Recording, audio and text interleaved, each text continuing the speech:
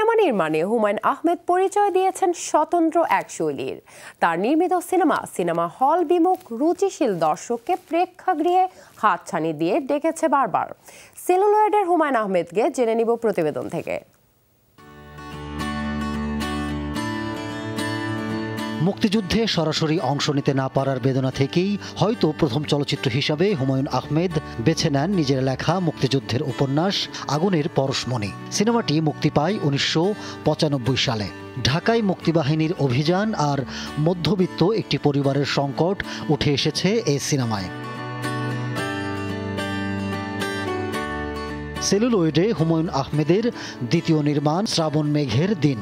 1999 সালে নির্মিত এই সিনেমাকে অনেকেই তার শ্রেষ্ঠ সিনেমা হিসাবে চিহ্নিত করেন।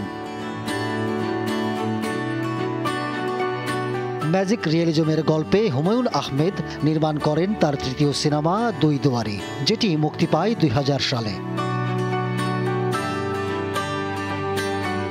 2003 সালে হুমায়ূন আহমেদ নির্মাণ করেন তার চতুর্থ সিনেমা চন্দ্রকথা। পুরনো দিনের জমিদারদের কঠোর মনোভাব, বিলাসিতা আর শিল্পকর্মের প্রতি গভীর অনুরাগ উঠে আসে এই সিনেমার গল্পে। 2005 সালে হুমায়ূন আহমেদ নির্মাণ করেন শ্যামল ছায়া। মুক্তিযুদ্ধকে তিনি ভিন্ন আঙ্গিকে সেলুলয়েডে তুলে ধরেন এই সিনেমায়। হুমায়ূন আহমেদ নির্মিত হাস্যরসের সিনেমা 9 নম্বর বিপদ সংকেত। হুমায়ূন আহমেদের পাঠক নন্দিত উপন্যাস আমার আছে জল থেকেই নির্মিত হয় আমার আছে জল সিনেমা।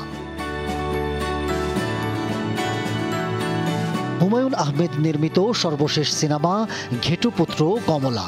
আগের দিনে ভাটি অঞ্চলের অভিজাত মানুষের বিনোদন খোরাক ঘেটুপুত্রের জীবন বঞ্চনার গল্প নিয়ে সিনেমা ঘেটুপুত্র কমলা।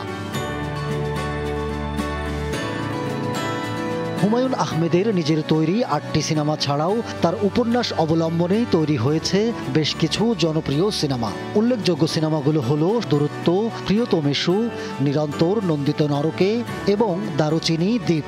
ওনার সাথে আমি কাজ করতে পারিনি, এটা আমার দুঃখবোধ সারা জীবন থাকবে, কিন্তু আবার একদিক দিয়ে খুব একটা ভালো লাগার স্মৃতিও আছে যে আমার ক্যারিয়ারটা শুরুই হয়েছে দারুচিনি দ্বীপ দিয়ে। সেটা শ্রদ্ধেয় হুমায়ূন আহমেদ স্যারেরই লেখা ছিল। আর আমি ওনার কী পরিমাণ ফ্যান যে আমি কিন্তু মানে আমি যখন কাজ করিনি মিডিয়াতে, আমি কিন্তু হলুদ পাঞ্জাবি ঘুরেছি জীবনে অনেক। বিষয়বস্তু নির্বাচনে প্রতিটি সিনেমায় নিজেকে আলাদা করেছেন হুমায়ূন আহমেদ। অনেক সিনেমার জন্যই পেয়েছেন জাতীয় চলচ্চিত্র পুরস্কার।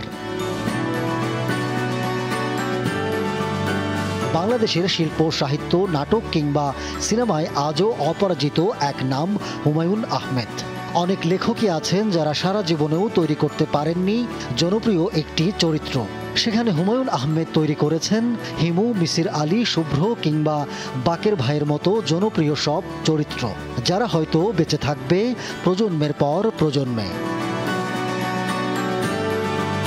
Ahmed Tauquir, showbiz tonight.